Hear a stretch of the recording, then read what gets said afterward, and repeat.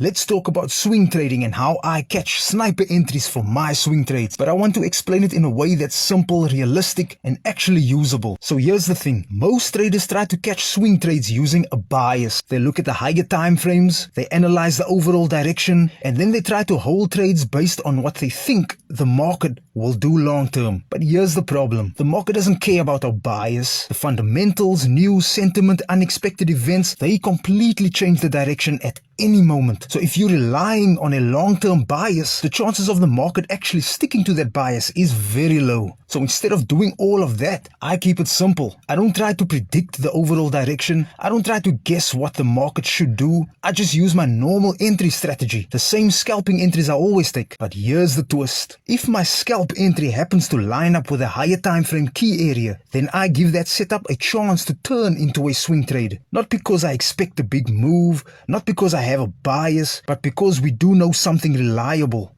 The market often makes strong swings at higher time frame key areas. So I'm not predicting direction, I'm simply positioning myself in case a swing happens. Let me break it down even simpler. I take my normal scalping entries, and if the price happens to be at a higher time frame key area, I hold it longer. If not, it stays a scalp. As simple as that. No stress, no predicting, no trying to force a direction. My goal isn't to be right about the trend. My goal is to take high quality entries, and if they happen to line up with strong areas on the chart, I let them breathe. I give them room to become something bigger. So instead of creating a bias to find swing trades, I let the market decide for me. That's the whole idea behind my swing trading approach. Keep it simple. Don't predict, just react and position yourself correctly. Simple as that. Cool, so now that you understand my approach to swing trading, let's go over my strategy or my entry strategy. I can use any of my scalping strategies, but today I'm going to focus on mean reversion. So, what is mean reversion? Mean reversion is simply the idea that when something moves too far from its average, it naturally wants to return back to it. When something becomes extreme, when something becomes unbalanced, when something moves outside of normal, it returns back to the middle, back to average. And this isn't just a market concept, this is nature. Let me give you another example. Think about a heartbeat. If you look at an ECG scan or a heartbeat monitor, we'll see that the heart spikes up, spikes down, and returns back to center. Spikes up, spikes down, returns back to the middle. Up, down, back to average. Now think about a sound wave. Every sound wave rises, falls, and returns back to the center.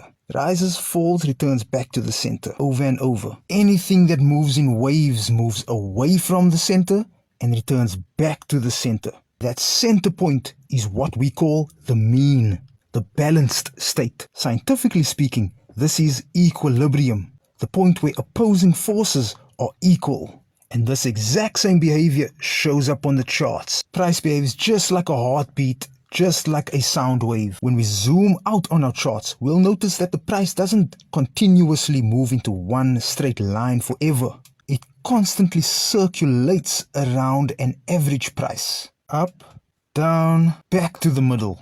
So this average area is what we call the mean. Once we understand this, trading becomes very simple. Instead of trying to predict where the trend is going, instead of trying to predict the future, we simply wait.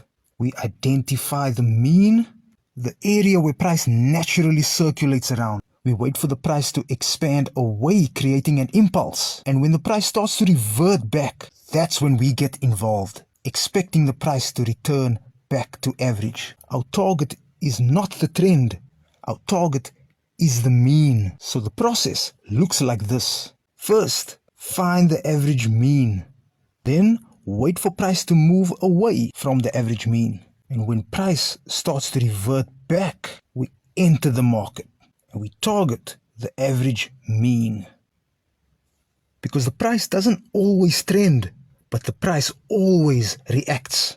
And statistically, reactions happen more often than trends. So instead of chasing trends, we capitalize on change. We wait for an imbalance and then trade the return back to balance. And that is mean reversion. Simple, natural, and high probability. So let's take a trade using mean reversion. So let's zoom out and mark the average mean.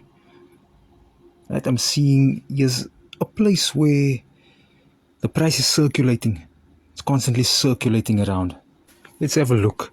So the price moves down, right? Then it reverts up and moves down again and reverts back up and moves down and reverts back up. So it's circulating around an area, right? Circulating around this area. So I'll mark the center of that circulating motion. I'll mark the center of it and then wait for price to expand away. Now I'm seeing that price is expanding away. So I want to find some entries. I want to look for some entries because it's away from average. So I'll just mark the most recent previous key area and simply wait for the price to react or reject this key area. If it shows signs that it's reversing back up, then I'll take my entry. So I'm simply waiting for the price to show signs of rejection. I want to see bullish behavior. Then I'll get in the market. And if it does not, if it breaks right through the zone, then I'll just simply mark the next zone and wait for the price to react at the previous zone. Simple as that. So whichever way the market goes, it should likely first return back to average before it either continues a downtrend or possibly reversing back up. It could go either way. But what usually happens is the price usually returns back to average before making another impulse. So since the price usually returns back to the average price, I will be targeting the average price. And since the price usually reacts at previous key areas, I want to enter at previous key areas. Make sense? So right now, I'm simply waiting for the price to react at this previous key area. It will either react and spike bullish, or it will continue bearish without reacting and just break through this key area. And if it does, then I'll just mark the next key area and wait for the price to react at the next key area. So let me wait for a reaction. I'm just waiting. Okay, so price did not reject. It just busted through. So let me remove this baby. Okay, so now I'm simply going to mark the next key area and wait for the price to react over here. So I'm scrolling back and this is the previous key area. Okay, this is the next key area where price is likely to react to. So I'm just going to drag this all the way down and man, this is way back in time. So this is like a major key area, right? This is a major key area because it's been a while since the price returned back to this low. Right? It hasn't tested this low yet in what looks like days or possibly even weeks or over a week, right? So price is approaching this area. Now, it doesn't exactly have to touch this box, right? Because it's not a, this is not a drawing, coloring book or something where everything needs to be in the lines, right? This is a price range. At this area, the price is cheap. So I'm waiting for price to at least look like it's trying to attempt to reach this area. It doesn't have to enter the box. It just has to reach that area. It should look like it's trying to go for it. And then I want to see it reject. Like it's trying. It wants to go there, but nope. Better luck next time, right? Rejection.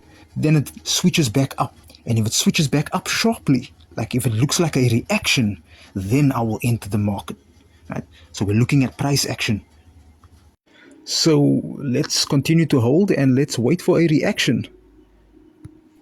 Alright, so here we have a nice rejection candle. Look at this. This is obvious, right? Look at that wick. It's a massive wick. So that's a rejection signal. Trying to reach the bottom, but it's rejecting it. Beautiful entry signal. So I missed it, but I'm still going to measure the distance in case price retraces back to my entry point. So I'm going to measure this and I see that I have about a 55 pip stop loss. I have a $20 account. So I only want to risk about $5 approximately, right? So maybe $5.50, $6. I would settle for a $6 risk. I don't want to risk more than half of my account, right? So $6, if I can get a $6 risk, 60 pips, in other words, with a 0.01 lot size, I'll be happy with this. Because if I lose the trade, I have another $15, $14 left to open up further positions and take more opportunities and recover my funds and profits from it, right? So we have to manage our risk strategically. So I'm waiting for the price to retrace back down and it looks like I might get an entry soon because this candle is my entry signal. So I don't want to compromise my risk for my strategy. I should enter the moment the candle closes or if it breaks the high of that candle. So I should enter the moment the high of that rejecting candle closes. That's when I should enter. And another thing to note before entering is our risk to reward ratio. Apart from measuring the distance to our stop loss and Judging if we can afford the trade or not, we have to look at the risk, the distance to my stop loss versus the distance to my target. If this trade is a good risk to reward ratio, that means it's a good deal. So now I can take this trade. So I'm currently just waiting for the price to return back to my entry point, and then I'll take my entry. Simple as that. Price expanded away from the average mean. Price reacted and rejected a previous key area. So now I'm expecting the price to revert back towards the average mean. Simple as that. Since I missed my entry, I'm waiting for the price to revert back. Simple. So let's wait. Okay, here we are. So I'm going to enter now, knowing that I'll be having about a $5.56 risk. Right, so my stop loss is below my entry signal, about a $6 risk. There we go. Safe. I have $20, right? 6 is fine, and I'll target the average mean. This is a good risk to reward ratio, so cool.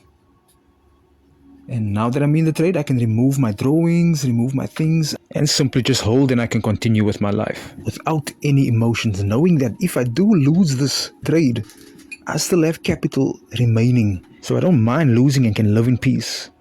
Okay, in a positive risk to reward ratio is usually a time for me to remove my risk, but I'm not going to do that because of how powerful this bullish spike is. There hasn't been any retracements yet. I'm expecting, or I would like to see the price revert down to try and retest this, or to try and breathe or retrace, because retracements are always there, and then continue higher. This is likely to happen because we know that the price is always retracing. It always retraces, and that's a strong push up.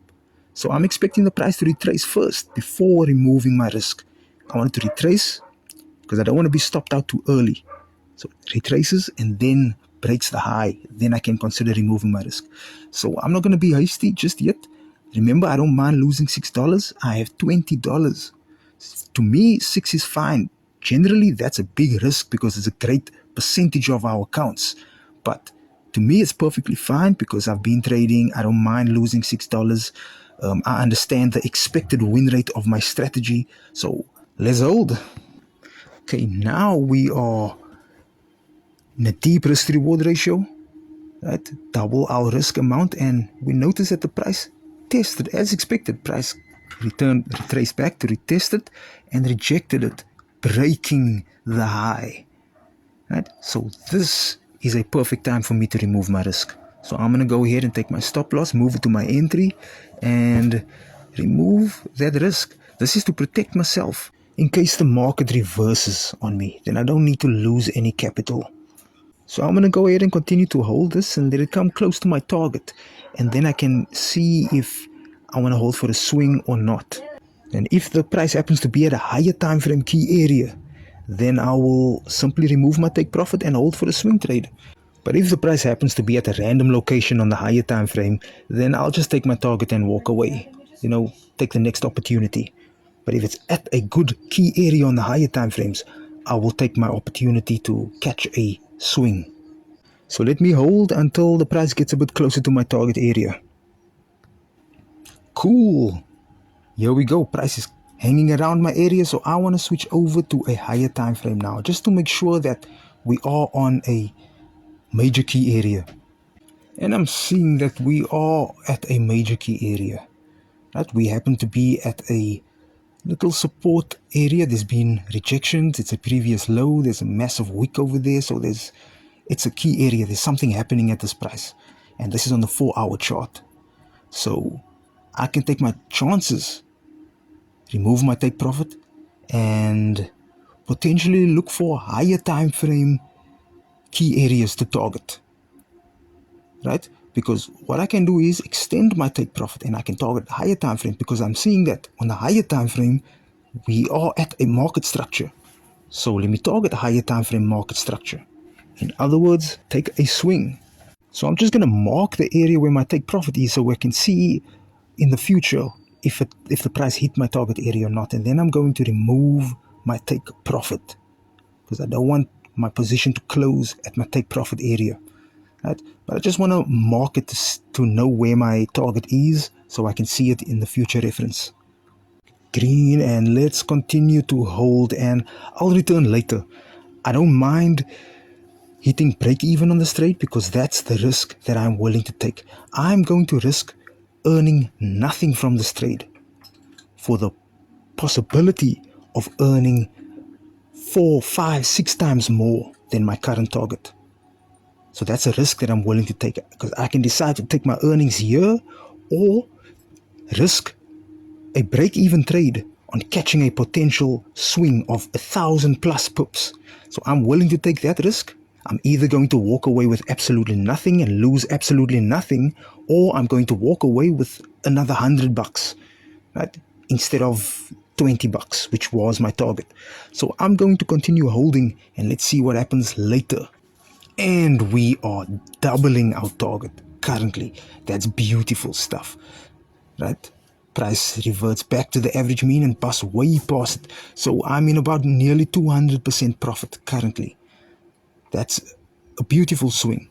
But I'm not satisfied just yet, right? Because I'm looking for a swing. I'm looking for a higher time frame key area. So I'm not going to let this phase me or be hasty to close my profits. I want 1,000 pips or more, right? Because that's the bargain that I took. I decided, let me risk a break-even trade, and taking that risk means I want major earnings. So I'm targeting higher time frame key areas. I would like to see the high being broken, the current swing high. I want to see that broken before I close my position, because I'm holding for a swing. So I'm not going to settle for less. I'm going to close when market structure breaks, not simply because I'm deeply in profit. I am X amount in profit. I'm not looking at that. I'm looking for a swing. So I will only close if I see higher time frame market structure being broken. And here we have beautiful higher time frame market structure being broken. Right? I'm seeing this high and price just broke that high. So now I'm in a safe zone. I can close where as I feel like it. I want to hold for a bit more momentum, as I expect the momentum to drag the price a little bit higher before retracing. But I would like to exit before the market retraces on the higher time frame. And we are deeply in the blues. I'm seeing that we are another 200 pips. We got out of it, right? So I'm ready to close here. Momentum dragged it. Now it can go a lot further, right? The price can trend much higher. But I'm okay closing over here. I'm good with this. I don't want to take the risk of it, even though I can capitalize more. I don't want to take the risk because my entry may have been good, but it wasn't the best entry location on the higher time frame. So if the market reverts back before making new highs, it can revert back and stop me out before breaking the all-time high. So I'm good over here. I'll take my earnings and walk away, deeming this a successful swing trade without using a bias. So instead of trying to predict which way the market is going, I'm going to make sure that whichever way the market goes, I will be joining. Thank you very much.